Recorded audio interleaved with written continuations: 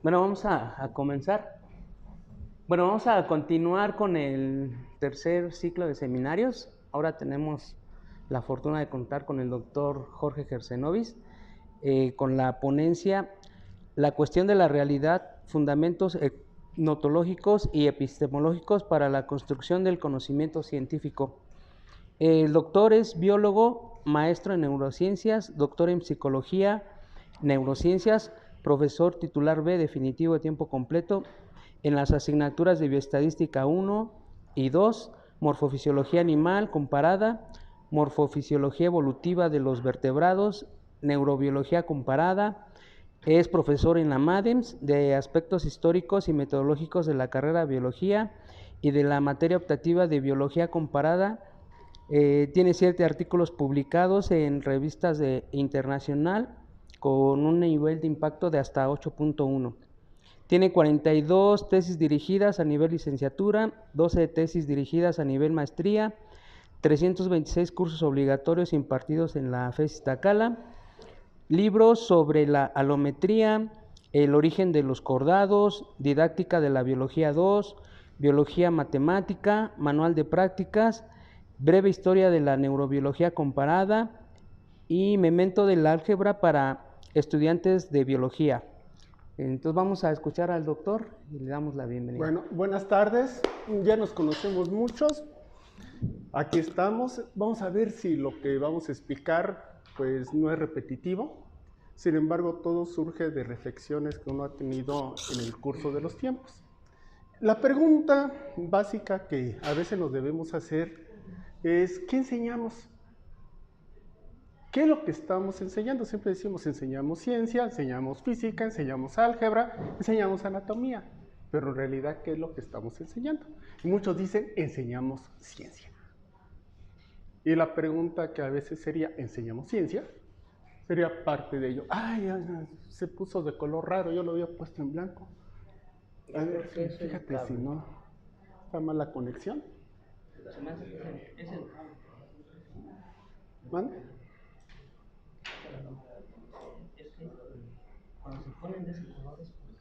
Sí, hay un error en el cable, sí.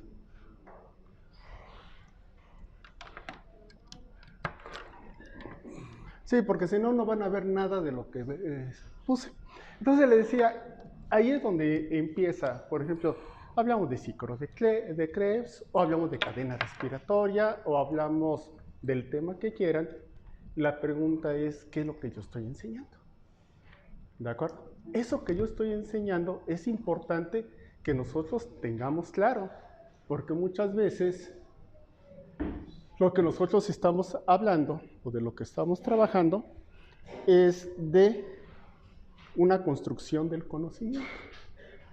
Y esa construcción del conocimiento es la construcción del conocimiento científico.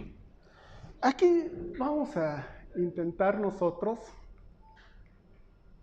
creo que no, sí. Vamos a estar aquí y la pregunta básica es, ¿cómo se construye el conocimiento científico? Estoy hablando en biología. Y a veces lo que se nos olvida es que toda construcción de conocimiento, pues en realidad es un diálogo de unos con otros, platicamos unos con otros, y en realidad la construcción del conocimiento surge del diálogo. Pero ¿qué es lo que voy a enseñar? Muy bien, voy a resumir primero. Vamos a abordar la cuestión de la realidad. Y dices, ¿y por qué hablo de la realidad? Pues es porque es un buscapié. ¿De acuerdo? Les voy a hacer la pregunta de qué es o qué creen que es la realidad. Desde una perspectiva filosófica y científica. Y digo filosófica y científica, y de nuevo, ¡ay, filosofía! La filosofía quizás sea de las áreas más interesantes, pero de las menos comprendidas. Y científica, y todos dicen, no, pues somos científicos, pues vamos a hablar de ciencia. Explorando las bases ontológicas, es decir, ¿qué son en profundidad? Y epistemológicas, es decir, ¿cómo se construyó? Y vamos a que va a sustentar la construcción del conocimiento científico. Dice, ¿vas a hablar de eso en el tiempo que tenemos? Yo sé que es imposible hablar de eso en el tiempo que tenemos, pero al menos a ver los puntos esenciales de cómo surge. Partiendo de una pregunta, y la pregunta se las voy a hacer a ustedes, es, ¿creen ustedes en la realidad? No me contesten, ahorita me contestan. Vamos a analizar las principales posturas científicas sobre la existencia y naturaleza de lo que es real, discutiendo el cómo construimos a partir de un dualismo, un modismo, con algunas de las variantes que tenemos. Bien, por ahí es por donde vamos a empezar nosotros. Vamos a argumentar, y aquí viene muy bien, yo tengo una postura. Yo voy a argumentar a favor de mi postura, ustedes van a poder tener la postura que quieran, pero yo tengo una postura que es el materialismo holista. Yo creo que es el marco teórico más adecuado para explicar todos los fenómenos complejos y emergentes del mundo natural y humano, y tiene postulados fundamentales en el quehacer científico, que es lo que nosotros tenemos que averiguar. ¿Cuáles son esos postulados esenciales? Empecemos con la pregunta, ¿creen en la realidad? A ver, ¿quién cree en la realidad? ¿Él cree en la realidad? ¿Los demás no creen en la realidad? Pues algunos veo que no levantan la mano, supongo que ellos no creen en la realidad. Es la primera pregunta, nomás que la esperanza de Pandora se va por una filosofía rara, que a la larga no se entiende. Creo en la realidad mejor que existe un consenso de acuerdo a ciertos criterios establecidos, porque es un conjunto humano que es independiente de la cuestión natural, que si muero no hay problema y sigue. Bueno, ahí se basa en la filosofía. Parece trivial, ¿verdad? Pero vamos a introducir uno de los problemas fundamentales de la filosofía. Problemas fundamentales como ¿qué? La cuestión de la existencia y la naturaleza del mundo. ¿Ustedes consideran que existe el mundo? Sí, todo el mundo lo consideramos que sí, y lo damos por hecho, tanto lo damos por hecho que enseñamos ciencia. Consideramos que existe. Muy bien. Siguiente. Si indagamos la realidad, implica asumir ¿qué cosa? Aquello que asumo con respecto a la realidad. Primero que asumo que no es autoevidente. Por ejemplo, aquí, que no es autoevidente. Pero es que aún no me acostumbro a manejar esto. Y por tanto, requiere una justificación racional. ¿Qué significa? Que con todo y que hablamos de la realidad, cuando nosotros nos afrontamos a la realidad, pues cada quien habla de su realidad. Entonces no es evidente la existencia de la realidad. Ahí es evidente la existencia de la realidad individual. ¿De acuerdo? Ahí llegamos. ¿Sí? Esta reflexión va a atravesar campos ontológicos, es decir, cuáles son los fundamentos. Epistemológico es cómo ustedes construyen su realidad. Y vamos a ver que ya en ciencia, ¿qué pasa? Que tenemos nosotros una ontología y tenemos una epistemología completamente científica.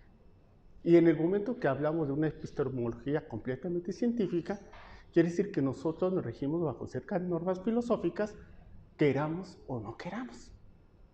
¿De acuerdo? El problema es que a veces pensamos que esas posturas filosóficas ya son evidentes en sí, aunque nosotros pensemos que la filosofía no funciona o no sirve. ¿Sí? Pero primer problema, vamos a hacer la primera formulación. Formulación inicial. La posibilidad de la pregunta por la realidad supone un distanciamiento respecto a ella. Si yo pregunto, ¿qué creen ustedes en la realidad? Lo primero que pensía, bueno, hay que creer en la realidad. ¿Es algo que tenemos que creer o es algo que simplemente existe? ¿De acuerdo? Pero si nosotros nos hacemos la pregunta, nos empezamos a distanciar de la realidad. ¿Por qué? Porque puede implicar varias cosas. Primera, si usted cree en la realidad, implica que considera la existencia del mundo no es autoevidente. Y nosotros decimos que no es autoevidente del momento que cada quien habla de que tiene su realidad propia. ¿De acuerdo? Sin embargo, en ciencia, ¿qué pasa? Vamos a tener que requiere justificación filosófica. Es decir, justificamos el por qué creemos en la realidad. Vamos a empezar a justificar. 2 preguntas van a orientar la reflexión. ¿Por qué? Si yo creo en la realidad, nomás hay de 2. ¿Existe la realidad o existen múltiples realidades? ¿Tantas realidades como personas o nomás hay una realidad? ¿Qué opinan? ¿Qué existe? ¿Tantas realidades como personas o una realidad? ¿Una? ¿Una? Allá vi que múltiples. ¿Una? ¿O múltiples? ¿Mande? Varias realidades. Y aquí, ¿sí que decías? Varias realidades. Entonces, aquí vamos a empezar con la reflexión. Formulación inicial. La realidad es propia del individuo e intransferible a cada individuo.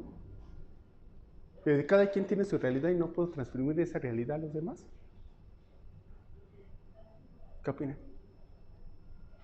La cuestión de la transferibilidad es interesante analizar. Sí. O existe una única realidad compartida por todos los sujetos. ¿Qué es lo que nos dice la ciencia a eso? ¿De acuerdo? Cuando Caligula escribe el libro La peregrinación del mal, ve cómo, por ejemplo, en un espacio áulico se lleva la compartición a veces de manera inducida y hasta coercitiva. Pero aquí hay que ver lo importante. Vamos a responderlo, ¿de acuerdo? Vamos a responder las cuestiones que nos van a adentrar al campo de la metafísica, es decir, algo que está más allá de la física. Vamos a plantear principios que no vamos a poder demostrar, son indemostrables, sin embargo resultan esenciales para la coherencia del pensamiento y la actividad científica. Nos vamos a dirigir a la ciencia. Vamos a ver la realidad. Cuando nosotros vemos, una de las tantas teorías que se dice es que si yo estoy en una escena de crimen, cada quien va a ver lo que quiera ver. ¿De acuerdo? Y cada quien va a evaluar de acuerdo a lo que quiera ver. Si yo estoy haciendo un estudio científico, cada quien va a ver lo que quiera ver. ¿De acuerdo? Y una de las ideas es que cada quien ve algo diferente. Y uno dice, bueno, ¿eso es cierto? Sí, es cierto. Cada quien ve algo diferente. Pero nosotros estamos en ciencia. Si empezamos a hacer ciencia y uno está con otra persona, esta persona va a percibir su medio y esa persona va a percibir su medio y cada quien puede tener percepciones ligeramente diferentes de su medio. Si nosotros seguimos la investigación, supongamos tenemos un grupo de paleontólogos y vemos un hueso, cada quien va a ver el hueso de forma diferente. Sin embargo, en ciencia, eso no es lo que tiene que ocurrir.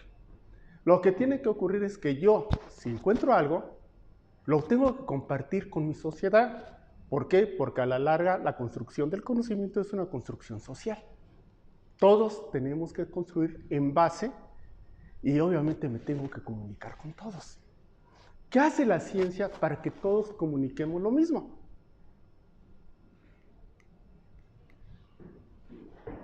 La ciencia busca que todos veamos lo mismo a través de su metodología. Es decir, parte de lo que nosotros nos dedicamos a hacer cuando enseñamos, estamos aquí enseñando, es que los muchachos aprendan a ver lo mismo que ve cualquier investigador y que no vean lo que ha llevado a cabo su formación. Es decir, cada quien tenemos formación diferentes, cada quien evaluamos lo que percibimos de forma diferente y cada quien tiene una realidad diferente. Pero en el momento que estamos en ciencia, tenemos que aprender a ver lo mismo todos. Entonces, ahí tenemos la primera situación con respecto a la ciencia. Algo que nosotros hacemos en ciencia es que todos aprendemos a ver lo mismo. ¿De acuerdo? ¿Cómo lo enseñamos? Pues aquí lo puse. Los enseñamos a medir. Si nosotros vamos a ver la realidad, tenemos nuestro primer postulado que nos permite construir el conocimiento científico. La realidad no depende de la persona. La realidad es independiente de Quiere decir, la realidad existe, estemos o no estemos nosotros. Ese es el primer postulado que tenemos con respecto a la ciencia. Sostiene este primer principio que el universo, el mundo universo, existe independientemente de la percepción humana. ¿De acuerdo? Es decir, existe algo que es lo que vamos a estudiar en la ciencia, pero que es independiente de nosotros. ¿De acuerdo? Eso es interesante porque no es una verdad demostrable, eso no lo podemos demostrar, sino es una hipótesis fundamental que permite el desarrollo del conocimiento objetivo. Es decir, que existe una realidad y que es independiente de nosotros, es el primer postulado que empiezan a hacer la ciencia. Y eso es interesante, pero solamente se dieron cuenta hasta la Edad Media que ocurría eso. Cuando los Medici decidieron que había una forma fundamental de obtener ganancias, se dieron cuenta, hay algo que es independiente de todo. Inventaron el comercio, inventaron la ganancia y seguimos viviendo en esa vorágine que ellos iniciaron. Y eso permitió el desarrollo. Pues sí, permitió el desarrollo. Si ustedes se fijan, las primeras contribuciones científicas serias aparecen justamente bajo el patrocinio de los Medici. ¿Y cuál es la base de los Medici? El considerar una realidad, aunque lo interesante es que no eran tan conscientes de ellos. ¿Sí? Pero seguimos con el problema de la sociedad. Sin esta afirmación, la ciencia carece de base para investigar fenómenos que precedieron o trascienden la existencia humana. Por ejemplo, ¿cómo se formó el universo? Si nosotros hablamos de la formación del universo, consideramos que hay una realidad. Si nosotros hablamos de la evolución de las especies, hablamos de una realidad. Si nosotros hablamos de que existieron especies extintas y se comportaron de tal modo, hablamos de una sola realidad. Y que yo puedo construir esa realidad. ¿De acuerdo? Pero todos tenemos que aprender a ver lo mismo. Eso es la base del fundamento. La ontología, ¿cómo construimos la realidad nosotros? Dentro de la realidad vamos a ver que hay, en esencia, dos tipos de objetos. Los objetos concretos y los constructos. ¿De acuerdo? Objetos concretos y constructos. La realidad se concibe como compuesta por dos clases de unidades. Los objetos concretos son entidades materiales sujetas a cambios accesibles directas o indirectamente a la percepción sensorial. Aquí viene algo que es fundamental para todos nosotros. ¿Ustedes perciben? ¿Sí o no? ¿Sí perciben o no perciben? Sí, todos perciben. ¿Qué perciben? Sonidos, luces. Muy bien. Más fundamental, ¿qué percibes? No me digas sonidos, luces. ¿Qué es lo que percibes? Más fundamental, ¿qué es lo que perciben? Si yo les pongo, ¿qué es lo que perciben ustedes? Energía, cambios de energía. Están ustedes percibiendo cambios de energía. Cambios de energía que pues, en el caso de la visual, pues nosotros estamos viendo los cambios que producen los fotones. En el caso de que ustedes estén tocando, están midiendo cambios de presión. En el caso que estén escuchando, ustedes están viviendo cambios de ondas de presión. ¿De acuerdo? Si ustedes ven, todo lo construimos a partir de lo que percibimos, pero la percepción siempre se da por cambios energéticos. ¿Qué pasaría si hubiera un fenómeno que no produciera un cambio energético en nuestro cuerpo? La pregunta, ¿existe? ¿Existiría para nosotros? ¿Sí o no? O es decir, si no se percibe, no existe.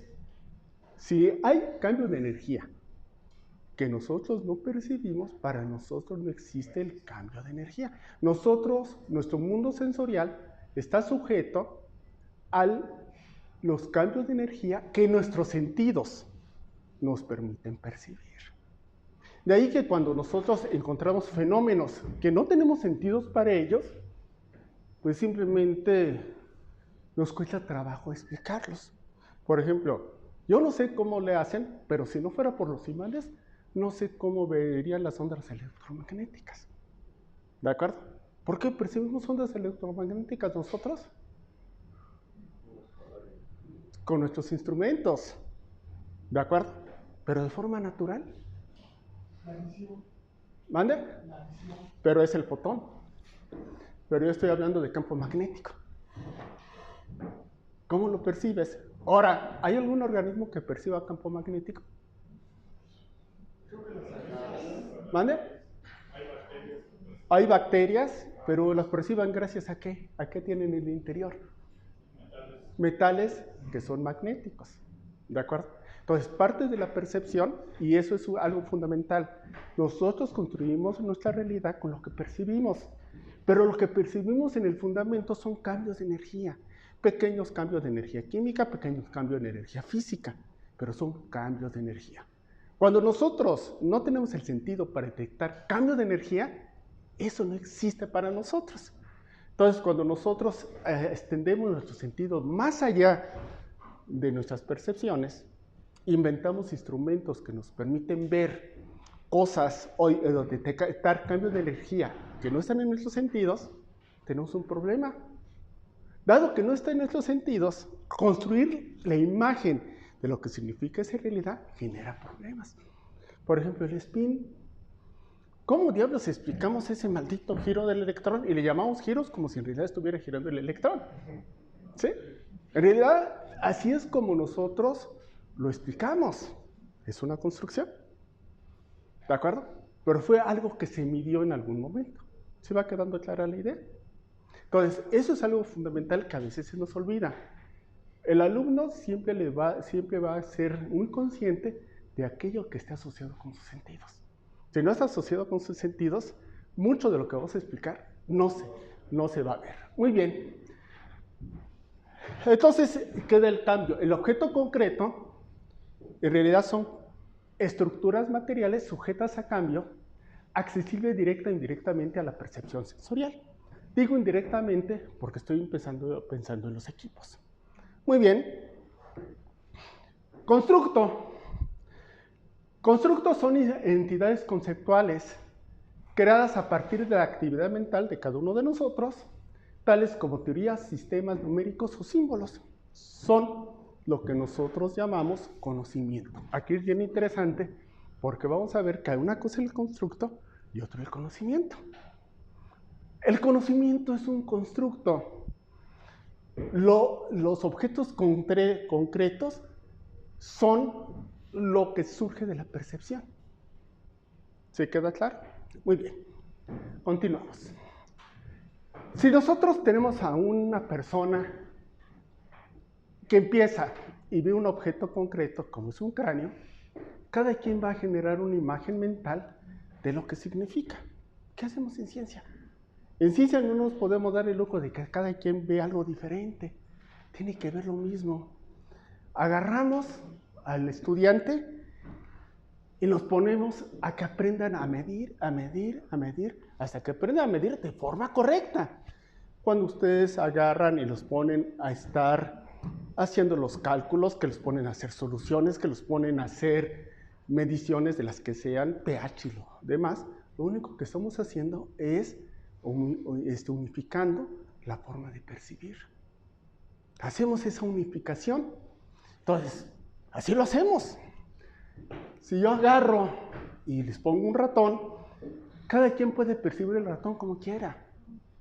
Pero ¿qué es lo que hacemos nosotros cuando enseñamos?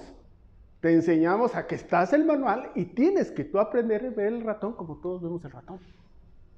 ¿De acuerdo? Es decir, tenemos que unificar ese lenguaje.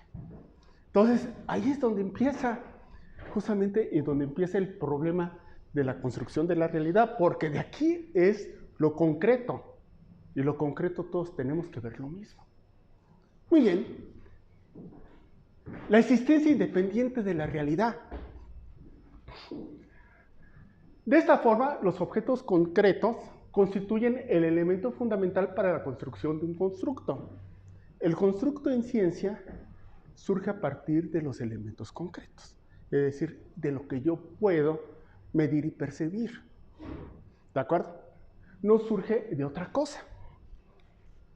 Los objetos concretos en ciencias es el dato duro que ocurre a través del proceso de medición. siempre va a ser a través del proceso de medición. Dice, bueno, ellos nos pusieron medición, esto es cuantitativo. No, la medición es comparar con un patrón preestablecido y de uso universal. ¿Qué color es este? Blanco. ¿Todos están de acuerdo que es blanco? Rojo. Bueno, el punto es rojo. ¿Sí? Pero color blanco. ¿Por qué me dicen que es blanco? ¿Cuál es su patrón mental que les enseñaron de chiquitos? ¿Cómo se llama esto? Desde el kinder le dijeron que es blanco. Y ese es su patrón universal.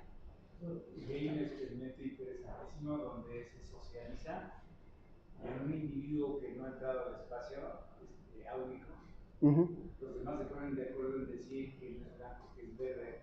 ¿Sí? Y entonces, cuando él dice es blanco, dice no, no es verde. Y entonces él empieza a hacer un concepto que no es de él, pero que dice es que no choca, ¿no? Sí, choca. Pero aquí viene, siempre comparamos con un patrón de uso universal. Si algo tiene 4 patas y dice guagua, es perro. Porque así nos lo enseñaron. O es gato. Pero nosotros, desde siempre, nos van generando patrones mentales que tienen que ver con la medición. De hecho, que cuando yo siempre he dicho, es que los humanos somos un animal que siempre medimos, me refiero a eso, que siempre hacemos comparaciones con patrones para podernos comunicar. ¿Sí queda claro? Siempre hacemos eso. Entonces, siempre es un patrón preestablecido, y si ustedes lo hacen de forma cuantitativa, pues simplemente lo ponen de punta cuantitativa, pero siempre medimos tanto cuantitativa como cualitativamente, pero incluso conductualmente. Conductualmente decimos que una persona está enojada, ¿no? ¿Cómo saben que está enojada? Porque ustedes aprendieron el patrón enojado. ¿Sí? ¿O no lo han aprendido?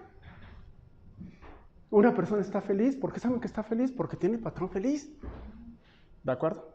Son patrones mentales. Entonces nosotros con eso vamos construyendo nuestra realidad en base a cómo nosotros medimos y comparamos con estos patrones preestablecidos de uso universal. Y en el caso del humano es interesantísimo porque un artista altamente entrenado puede estar sonriendo y dar el patrón de felicidad, pero tras bambalinas acaba de perder el ser querido. Sí, incluso en el teatro francés te enseñan a respirar para señalar emociones. Y de hecho un buen actor es aquel que sabe simular los gestos faciales. Pero si se fijan, no es gesto facial, es gesto facial y es respiración. Frecuencia respiratoria, no es lo mío. Cambia la forma de respirar, ¿sí? Sin embargo, en el patrón se sigue un patrón, como dice, ¿no? Que está feliz. Es tu patrón mental. Así es. ¿Sí? Y ese patrón mental tiene mucho que ver porque a veces cuando están mal entrenados, nosotros damos señales, sobre todo damos señales en el entrecejo y alrededor de la cara, donde nosotros mostramos nuestras verdaderas. Y eso solamente cuando uno se dedica a estar viendo caras. Ekman es el que lo estudió a fondo, y en el último libro de Darwin, él habla de esos patrones faciales. Muy bien. Sí, pero todo objeto concreto solo tiene valor si es un correlato adecuado de los procesos que estudia la ciencia. Y aquí viene alto.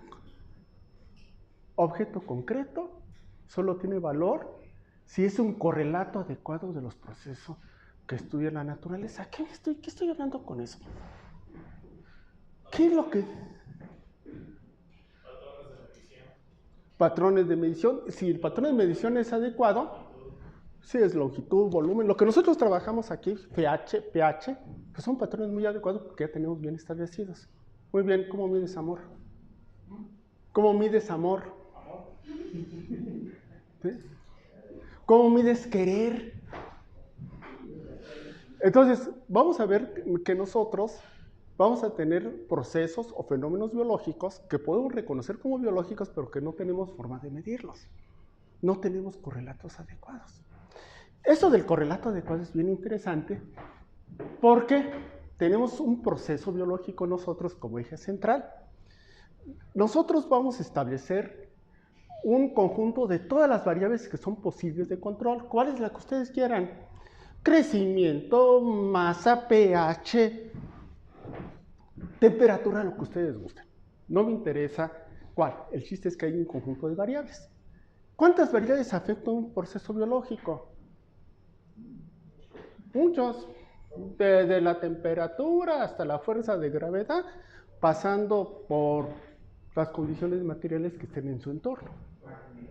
Magnetismo, ¿sí?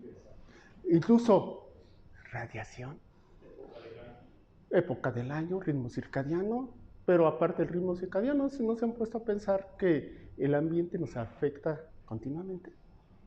Muy bien, ¿cuántas variables son para un fenómeno biológico? Multitud de variables. De hecho, siempre vamos a un reduccionismo, que es que buscamos una variable que explique todo. Y es reduccionismo, cuando en realidad no existe en un fenómeno biológico una sola variable que explique todo. Entonces, cuando nosotros hablamos de una sola explicación, pues obviamente hacemos reducción. Y es cuando nos hablamos que tenemos una visión reduccionista del mundo. Pero hay muchas variables. ¿Y cómo sé cómo funciona el proceso biológico? Si yo introduzco una variable, debe de haber una respuesta. ¿Qué quiere decir? Que en el mundo biológico podemos ver un conjunto de variables posibles de respuestas. ¿Cuántas? Todas las respuestas que a ustedes se les ocurren. Lo que hacemos en investigación es que estudiamos una sola variable,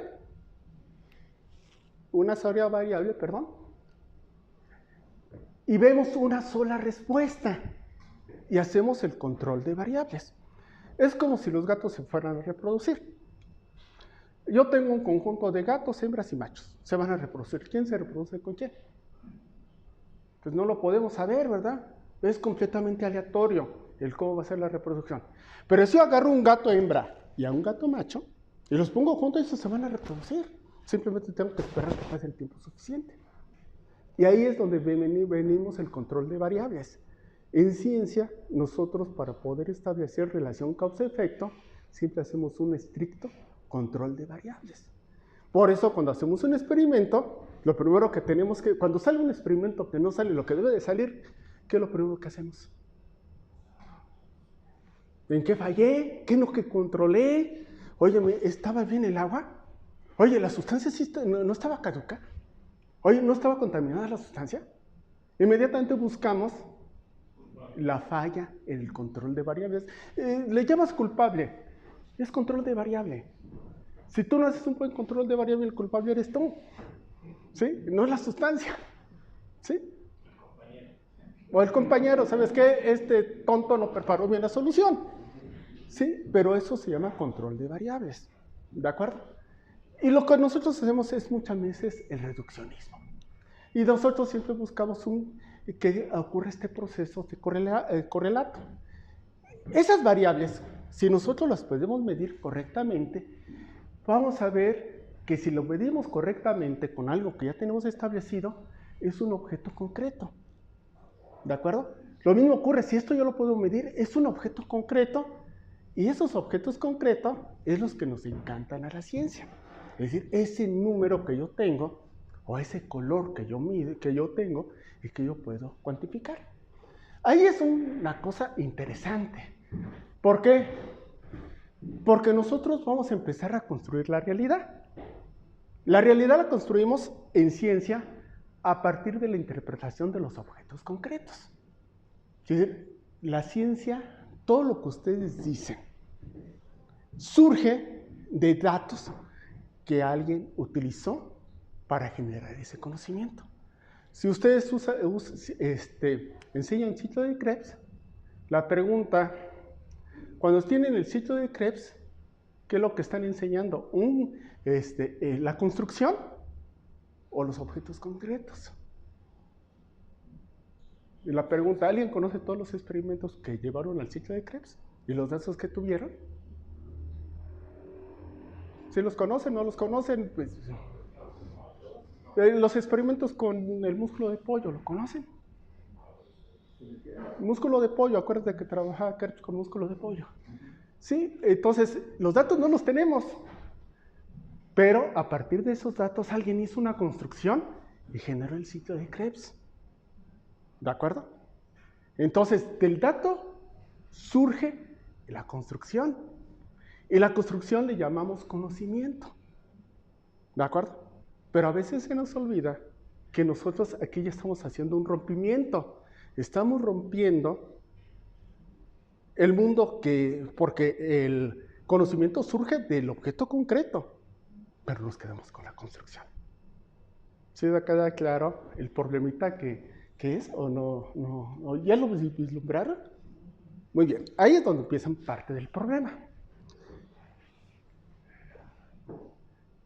Estos son los que aparecen en los libros y denominamos conocimiento científico. ¿Sí? Eso es lo que va a aparecer en los libros. Para que una explicación se establezca, tiene que transformarse en una teoría científica. Y a veces se nos olvida qué significa teoría científica, porque teoría científica no es una hipótesis científica. Y muchas veces la gente habla de teoría cuando en realidad estás diciendo una hipótesis desde el punto de vista científico. Es decir, agarran y lo que están diciendo, pues simplemente es una especulación de lo que puede ser. Yo tengo la hipótesis de que va a llover, ¿de acuerdo? O yo tengo la hipótesis que los rusos no le van a pegar a los gringos. O yo tengo la hipótesis de cualquier cosa. Tengo la hipótesis que el América pues, se va a poner a llorar porque los eliminaron. ¿Sí? Agarramos. O tengo la hipótesis de que a lo mejor los Pumas ganan. ¿De acuerdo? Pero tengo la teoría de que pueden ganar. Así es como lo dice la gente común. ¿Qué es una teoría en ciencia? Ahí es donde empiezan parte de los problemas. La teoría científica es un constructo que puede explicar, y aquí viene el conjunto total de objetos concretos que se conocen en un momento dado. ¿Qué es lo que es una teoría científica? Es una explicación. ¿Qué es lo que tiene que esa explicación? ¿Qué es lo que tiene que explicar? De todos los datos. No uno, ni dos, todos. Cuando una teoría nomás explica un dato, no es una teoría completa. La teoría completa solamente se explica todos los datos. Y aquí es importante porque está acotado en un momento dado. ¿Qué significa? Que van a seguir surgiendo objetos concretos que van a modificar la teoría. Esos objetos concretos surgen en aprender a medir mejor las cosas. Sí, del proceso de medición. Conjunto total de objetos concretos nos tiene que llevar necesariamente a una teoría. Constructo, la teoría científica. Pero una teoría científica, ¿qué tiene que? ¿Cuál es la función de una teoría científica? Primera función, explicar. Y a nosotros nos encanta explicar con los constructos, porque es lo que nos permite dar explicaciones. ¿Qué nos permite una teoría científica? Predecir. ¿Qué nos permite una teoría científica? Manipular. Una teoría científica, si reúne estos tres puntos, vamos a decir que es una teoría científica completa. Pero hay teorías científicas que no más explican. ¿De acuerdo? Si explican, es bien fácil predecir, pero pueden explicar y no predecir nada. Entonces no es una teoría científica completa. Una teoría científica puede explicar y predecir, pero no permite manipular. No es una teoría científica completa. Las teorías científicas completas es cuando hay manipulación. ¿Quieren ver en dónde están las teorías científicas completas ahorita? ¿Funciona? ¿Funciona? ¿Funciona? ¿La computadora? Funciona. Está en base a teorías científicas que dan una predicción y una manipulación. ¿Funcionan cuando nosotros usamos un pHímetro? ¿Funciona? Funciona. ¿Y cuál es la base del funcionamiento del pHímetro? Una diferencia de potencial eléctrico. Tan sencillo como eso. Muy bien, nosotros sabemos que cuando una teoría científica funciona, nos da la manipulación. Y les voy a decir, desde sus celulares hasta sus cuadernos, sus lápices, la ropa que traen, están sujetas a teoría científica. ¿Alguien se ha puesto a pensar en algo tan sencillo como lo siguiente? Ustedes tienen celular. Muy bien. Del celular les pregunto, ¿cómo se hace para que llegue a ustedes la señal con la que se pueden comunicar. ¿Se han fijado dónde están las torres? ¿Por qué las torres están en ciertos sitios y no en otros sitios? Hubo un ingeniero que hizo el cálculo. Muy bien, ustedes tienen el display de su calculadora. El display es una matriz. ¿Se han puesto a pensar cómo se hicieron los cálculos para que funcione ese display? ¿O no? No lo ponemos a pensar. Sin embargo, están en base a teorías científicas muy bien fundamentadas y que esas teorías científicas es lo que permite que funcione. Si no estuviera la teoría científica, no funcionaría. Y cuando uno dice, oye, es que ahora te voy a enseñar matrices, ay, pero ¿qué Dios me enseña matrices si no sirven para nada? ¿No sirven para nada? Pues para empezar, gracias a ellos es que tienes ropa. Tan sencillo como eso. Entonces, muchas veces, esto es lo fundamental de la teoría científica. Y funciona, sí funciona, porque el mundo se sustenta con ese tipo de teorías. Muy bien. Las teorías científicas a veces pueden tener cosas raras. Por ejemplo, el clásico ejemplo de la gastritis. La gastritis, la teoría básica es que era una sobreproducción de ácido. ¿De acuerdo? ¿Qué dábamos? Antiácidos que básicamente neutralizaban el pH, sí, una neutralización. Llegó Marshall y Warner. Muy bien, ellos investigaron. El correlato era que se producían demasiados ácidos gástricos. Llegan ellos, obtienen el premio Nobel. ¿Por qué obtienen el premio Nobel? Porque descubren una bacteria que era la que producía la gastritis en realidad. Eso nos llevó a un cambio de paradigma. Que ya cuando tienen gastritis, antiácidos, antibióticos. Y al final se ha visto que es mejor con antibióticos que con antiácidos. Pero cambió el paradigma. Y aún en la actualidad sigo viendo que los médicos dan antiácidos. ¿Por qué? Su realidad está construida de tal modo que sigue siendo una sobreproducción de ácidos. O utilizar alternativas como la cobertura con algunos compuestos como el casilnival, que tienen una capita que impide que se puedan tapar. Sí, pero no arregla el problema. A la larga se te va la capa y ¡pum! No, en el caso del nival sí difícil organizar. Sí, entonces... Digamos que tú mencionas tiene que ver mucho con las células parietales, es correcto. Por eso es que una teoría también dentro tiene espacios que aún no... Ay, güey, espérense, aún no termino. Muy bien. Siglo XIX. Encuentran los primeros huesos de dinosaurios y hacen la reconstrucción del primer dinosaurio. ¿En base a qué? En base a cómo esta forma, en quién estaban estos huesos con esta forma. En animales tipo elefante. Hicieron puros dinosaurios elefantinos. Muy bien, avanzó el tiempo. Se tiene una nueva imagen de cómo era el dinosaurio. ¿Los del pasado estaban mal? No, construyen su realidad en base a sus postulados. Y algo que no se vale es decir que estaban mal porque sus postulados no eran completos. No. ¿Quiere decir que vamos a aceptar que en el futuro nos digan que estamos mal porque nuestros postulados son incompletos? Nosotros construimos en el momento en que vivimos. ¿De acuerdo? Y decir que el pasado estuvo mal porque no tenían lo que nosotros tenemos es un error. Y hay que tener cuidado con ese tipo de errores. Esto ha llevado a que en la actualidad, pues nosotros al mismo organismo, hubo dos imágenes diferentes de lo mismo. Se construyó en base a lo que se tenía. Pero aún hay más, es que esto es un mundo. Un personaje, no sé si han oído hablar de él, que agarró y tomaba a la misma resolución y mismo aumento, tomaba fotografías de cromosomas. Lo recortaba y se dedicaba a estarlos pesando. Muy bien. En los años 70, él publicó un librito. La duplicación cromosómica como fuente de novedades evolutivas. Él se llamaba Susumu Ohmo. ¿Alguien ha oído hablar de él? Susumu Ohmo, y él afirmó que tomando fotografías de cromosomas, él determinó que teníamos todos los vertebrados, que fue lo que él estudió, 4 veces más cantidad de ADN que todos los invertebrados. ¿Es cierto o es falso? ¿Qué opinan? Que todos los vertebrados tenemos 4 veces más ADN que todos los invertebrados. Lo que yo creo es que si él partió de estar tomando fotografías, no pudo haber fotografiado a todos. Él trabajó con eso. Muy bien.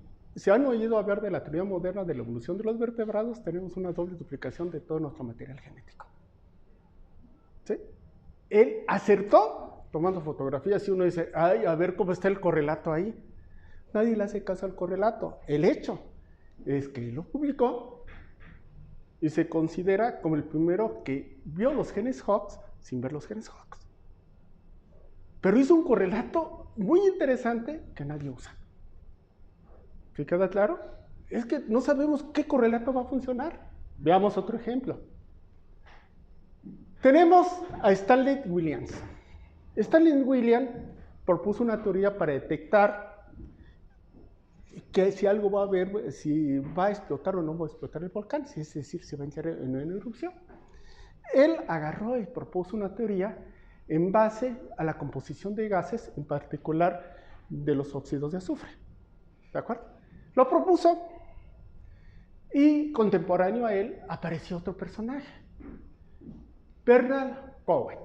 Él se dedicaba a usar sismología, es decir, él agarró y quiso predecir las ondas en base a las erupciones volcánicas en base al tipo de onda que había en el sismógrafo. Muy bien. ¿Qué pasó? ¿Quién tuvo razón?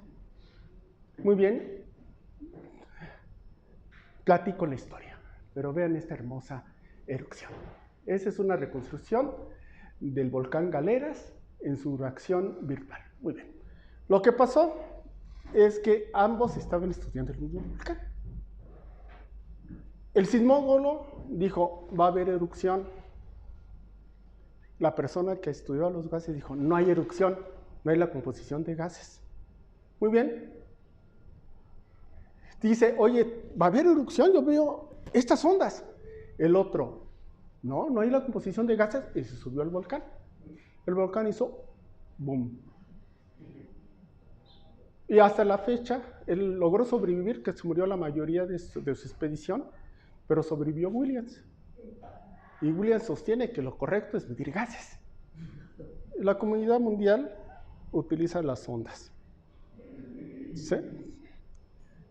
Es un correlato, pero no sé si se han fijado que son correlatos no establecidos. Los correlatos, para que se pueda establecer un correlato de forma adecuada, ¿qué se requiere? La sociedad. Que todos los que se dedican a lo mismo estén de acuerdo con ellos. ¿De acuerdo? Es un fenómeno de tipo social. ¿Se queda claro? Entonces, ¿cuántos datos tenemos? Pues el gran problema que tenemos es que la mayoría de los fenómenos biológicos, pues hemos usado un reduccionismo ontológico y queremos utilizar un solo tipo de medición, pero en realidad el mundo biológico es un mundo multidimensional. Cuando uno piensa en por qué somos diferentes, se supone que la diferencia en el ADN que tenemos entre nosotros no puede ser mayor del 2%. Y si nosotros nos vemos unos con otros, somos mayores, tenemos una diferencia mayor del 2%, pero no véanse, estamos tan parecidos como un 2%, ¿no? ¿Verdad? Hay muchos factores que intervienen en los procesos biológicos, pero nosotros siempre buscamos un solo factor. Eso es parte del reduccionismo que tiene la ciencia. Muy bien. Segundo postulado. Todo objeto es una cosa concreta o un constructo.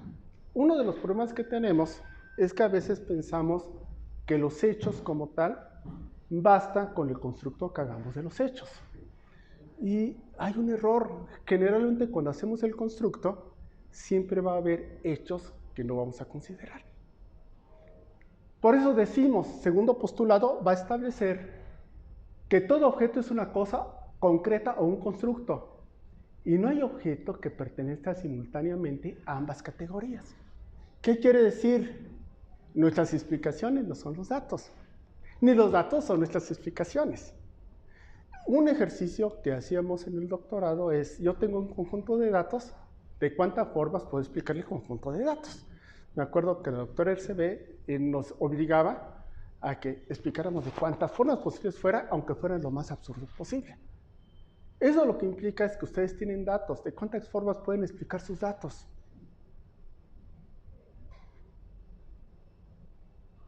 Y uno dice, si ustedes se fijan, los datos nosotros los explicamos en base a algún paradigma que nosotros consideramos como válido. Es decir, en base a cómo nos han enseñado que tenemos que interpretar los datos. ¿De acuerdo? Pero cuando los interpretamos de forma diferente, ¿qué es lo que pasa? Nos ponen tache, pero es incorrecto. No, porque muchos descubrimientos se han dado cuando la persona dice, yo no estoy de acuerdo con la interpretación que ustedes dan. Eso sí ha pasado. Muy bien.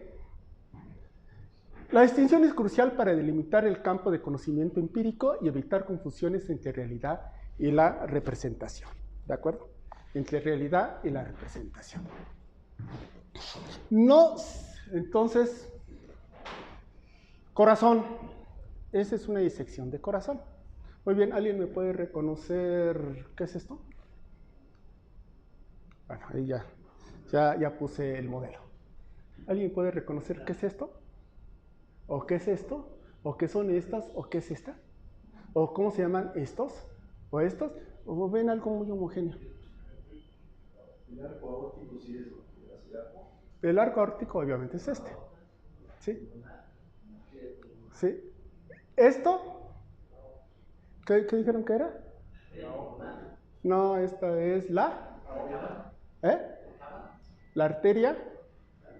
Oye, este es el arco aórtico, esta es la arteria pulmonar. ¿Y esta? La vena cava. Sí. Lo que nosotros hacemos es que le ponemos colorcitos. Ay, como están en colorcito, pues ya nosotros sabemos que esto es la aorta. Entonces la ponemos un poco más gordita que la arteria pulmonar. Y le ponemos colorcitos para que los muchachos lo diferencien con cuidado. Y nosotros vemos que penetra.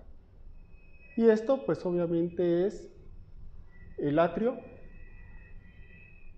o aurícula, ¿cómo lo conocen? Atrio o aurícula. El término correcto es atrio. Ventrículos. Y les enseñamos cómo viajan. Esto es un constructo. Esto es lo que se ve. Entre esto y esto hay mucha diferencia. ¿Por qué? Porque hay detalles como la grasa, que aquí no están, no sé si lo notan, que quitaron la grasa. ¿Y la grasa servirá para algo? Es un amortiguador mecánico del corazón. Y lo quitamos. Muy bien. Muy bien. Este es un cerebro. Muy bien. ¿Saben? ¿Pueden ver el límite entre el lóbulo frontal y el lóbulo parietal? No. ¿Pueden ver el surco central? Pues no. ¿Pueden ver el surco lateral? Pues no. Solamente los que tienen experiencia ven lateral y ven surco central. Y ya saben que de aquí para acá es el frontal, de acá para acá es parietal. Aquí tenemos primera circunvolución, segunda circunvolución, tercera circunvolución temporal. Muy bien. Esto es lo que vemos. Pero esta es la imagen que siempre les van a presentar a ustedes. Y la pregunta es, ¿esta imagen de dónde salió? La imagen es la imagen que hace Tefik del cerebro de una anciana de 80 años durante la Segunda Guerra Mundial y nomás dibuja el lóbulo, el hemisferio derecho. Por lo tanto, el izquierdo simplemente es la contralateral y uno piensa que el derecho y el izquierdo son simétricos. Y no. Las circunvoluciones son muy diferentes entre un lado y otro. Concreto, constructo. ¿Sí va quedando clara la idea? Muy bien. ¿Qué es? Una célula, ¿verdad? Son células y muchas células. ¿Qué le hacemos a los alumnos? Le enseñamos el constructo de la célula. Esto y esto no es lo mismo. Pero es más fácil enseñar esto que enseñar esto. ¿O no? Es más fácil enseñar el constructor que enseñar el dato concreto. El problema es que estamos formando biólogos y el biólogo no va a trabajar con constructo, tiene que trabajar con hechos concretos. ¿Se queda claro? Muy bien. Por eso se genera el modelo, ¿no? De hecho, Enfatizar en un constructo que tiene que ver con el modelo. el constructo es un modelo y a eso por eso se llama modelo. Pero es un constructo es un modelo, pero los modelos pueden ser no solamente, ahorita estoy trabajando modelos visuales, pero también pueden ser modelos teóricos. Sí, muchos tipos. Lo que dices es bien importante porque cuando una maestra agarra un pizarrón y dice, dibujamos y dice, esto es una célula, es importante que los jóvenes aprendan que se está trabajando con modelos, uno de tantos tipos. Tantos tipos. La frontera y donde vamos a estar. Y de hecho yo me lo he encontrado con los modelos de neurona, que es algo que trabajo mucho. Siempre los muchachos, en los modelos de neurona siempre el axón es mucho más grueso que las dendritas. En el microscopio nunca he visto un axón que sea más grueso que las dendritas. ¿O alguien lo ha visto?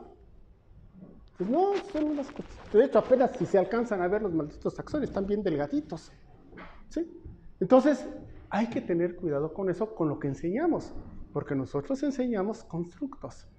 Entonces, ¿estamos enseñando ciencia? ¿Qué opinan? Bueno, nomás que están enseñando el conocimiento. Están enseñando el conocimiento generado, más no ciencia. La ciencia es aprender a obtener el objeto concreto y de ahí poder llevar a la construcción de un modelo. Eso sería la ciencia y eso es lo que trabajamos, por eso es que es tan complejo. Uno de los problemas que tenemos es el cómo construimos nosotros. El cómo construimos se basa mucho en cuestiones de la percepción de la realidad, en cómo construimos la realidad y en una tradición que ya se ha vuelto vieja con respecto a discusiones mente-cerebro. Por ejemplo, hay problema entre la percepción y el cómo se construye la realidad. El conductismo y el positivismo lógico pues nos dicen que eso ni siquiera es problema, ¿de acuerdo? Le llaman pseudo-problema y lo que dice hay que estudiar el fenómeno como fenómeno y muchas veces se basan en cuestiones estímulo-respuesta. ¿Es válido el modelo? Es válido, funciona. Tanto funciona que es como los manejan cuando nosotros estamos por ejemplo, toda la mercadotecnia se basa en el conductismo y positivismo lógico. Pero Spencer y Hume sostiene que es un problema que no se puede resolver, así que olvidémonos de él. Algunos consideran,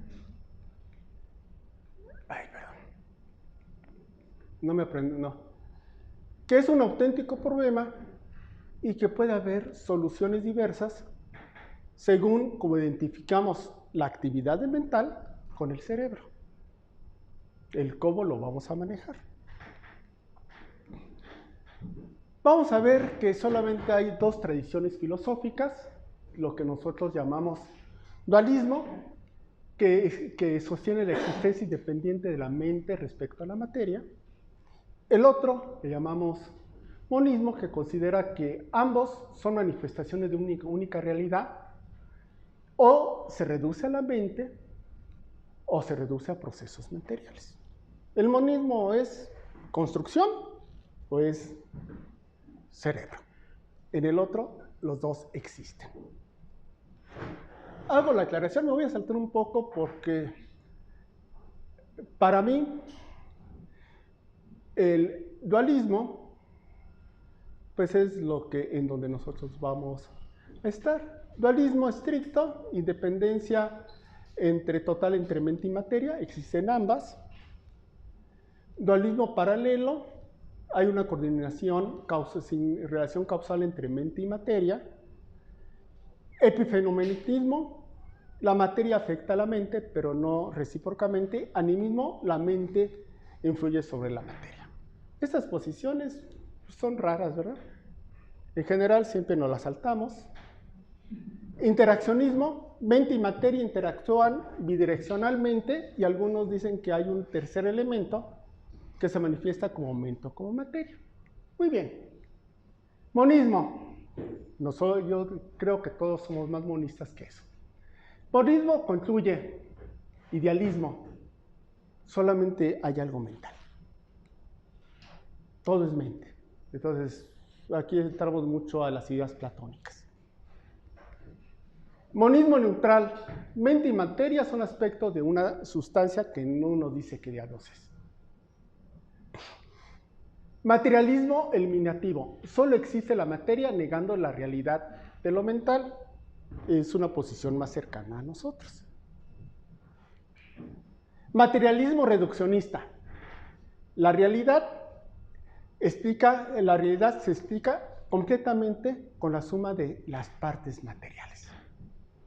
Esto está aún más cerca de nosotros. ¿Y la organización? Y viene pues mi posición, que es materialismo holista, que las propiedades emergentes de los sistemas organizados superan la mera suma de sus partes. Es decir, lo importante es la organización. Me fui rápido ahorita porque ya se nos está acabando el tiempo y al paso que voy no voy a terminar. Pero si quieren que agregue algo más, con gusto. ¿Nadie? Ya estamos cansados. Ya, apúrale, Jorge, que ya nos tienes. Muy bien. El materialismo reduccionista pretende explicar toda la realidad en términos de partículas y leyes básicas. No es suficiente para los fenómenos emergentes como la conciencia, el lenguaje o la cultura. Hago la aclaración. Cuando nosotros hacemos control de variables y hacemos un estricto control de variables, vamos a entrar en un materialismo reduccionista y funciona muy bien. Cuando nosotros aislamos el ADN y nosotros damos ciertos factores para que nos produzca algo, funciona muy bien. Lo mismo, pues, de hecho, en toda la parte experimental que se usó en la bioquímica y en la química, funciona muy bien, y en la física. Pero, ¿qué es lo que pasa? Y nos ponemos a pensar, ciclo de Krebs, lo tenemos bien controlado. Y agarro el ciclo de Krebs en un organismo que está corriendo. ¿Cómo funciona? ¿Funcionará igual? ¿O se desviará de las condiciones que nosotros consideramos constantes? Cadena respiratoria, ¿funcionará igual? Entonces, cuando nosotros nos enfrentamos a la complejidad del mundo, vamos a ver que mientras nosotros hacemos la construcción, funciona muy bien, pero tenemos estricto control de variables. Cuando nosotros no tenemos el control de variables, ya no funciona bien. De hecho, es bien interesante cuando Morgan, que ya establece su modelo con la drosófila, le pide a un ruso, oye, mándame tus moscas para ver si funcionan los genes como tú dices. Y se las manda. ¿Qué es lo primero que hace el ruso? Las cruza con sus drosófilas. Y ya no salió lo que predecía Morgan. ¿Qué pasó ahí? Cuando rompemos el control de variables, empiezan a surgir fenómenos que no esperamos. ¿De acuerdo? Pero la pregunta, en el mundo que estamos construyendo, ¿qué es lo real? Lo que surge de nuestro control de variables o lo que enfrenta la vida cotidiana. De ahí que nosotros tenemos problemas. Por ejemplo, una de las hipótesis de la evolución es el gradualismo. Y decimos que las mutaciones se dan de forma constante si inventamos el reloj molecular. ¿Se han fijado que nunca funciona? Que siempre o predice menos tiempo o predice más tiempo, pero nunca el tiempo. Y lo que hay que hacer, pues, es corregir el reloj en base al registro fósil. ¿Se han fijado en ese detalle o no? ¿O sí o no? ¿No? ¿O sí? ¿No? Implica el mismo concepto de medición. Es el concepto de medición. Porque de ahí o se habla del fruto o se habla del intervalo. Sí, pero aquí viene lo interesante. Te basas en algo de la teoría de la evolución, que la evolución es gradual. Pero nadie ha demostrado que la evolución sea gradual. ¿Y qué tal si no es gradual? Ahí es donde estoy. ¿Cómo diablos sé si es gradual o no gradual? La hipótesis no dice que es gradual, por eso se llama gradualismo. ¿Sí? Pero cuando vino Steve Gould y dijo, ¿pueden ser asaltos? Les movió a todos el tapete, porque ahora como modelo, una evolución a asaltos. ¿Sí? Entonces cambia los paradigmas de acuerdo a cómo hacemos la construcción. Pero el dato es el dato, y cuando uno dice, ¿quién tiene la razón la tiene el dato. Porque el dato es, obviamente acuérdate que les dije, es en su momento adecuado. ¿Sí queda claro? Muy bien. El materialismo holista es lo que me gusta. Perdónenme, es que no tengo todavía manejar esto. Hay una diferencia cualitativa entre los seres biológicamente cercanos, como chimpancé y humanos. Tenemos una diferencia de alrededor de 2.5% de nuestro material genético. Yo nunca he visto dos cosas tan diferentes como un chimpancé y un humano. Si al chimpancé lo agarramos, lo rapamos así bien rapadito, le ponemos una máscara y lo ponemos así, pues parece un deportista de alto rendimiento. Tiene una musculatura que ya quisiera tener cualquiera de nosotros. Y si nos ponemos a jugar fuerzas con el chimpancé, nos va a estar en la torre, son muy fuertes. Pero cuando vemos la cara, ya vemos que hay una gran diferencia. Y si nosotros hacemos experimentos con el chimpancé, siempre le vamos a estar gane y gane y gane. ¿Pero qué creen que pasa cuando vemos memoria? ¿Quién tendrá mejor memoria de procedimiento, un chimpancé o un humano? Los chimpancés siempre nos dan en la torre. Nosotros podemos manejar hasta 7 ítems, cuando mucho, pero un chimpancé maneja 12 o 14 ítems. Por lo tanto, tienen una mejor memoria de procedimientos mucho mayor que nosotros. ¿Qué significa que son más inteligentes que nosotros? No, que tienen mayor memoria de procedimiento. Pero esos son datos que se han obtenido y uno dice, ¿y ahora cómo los interpreto? Dentro de mi esquema, que nosotros somos los que tenemos el cerebrote, ellos no. Entonces, ahí es donde empieza a haber problemas.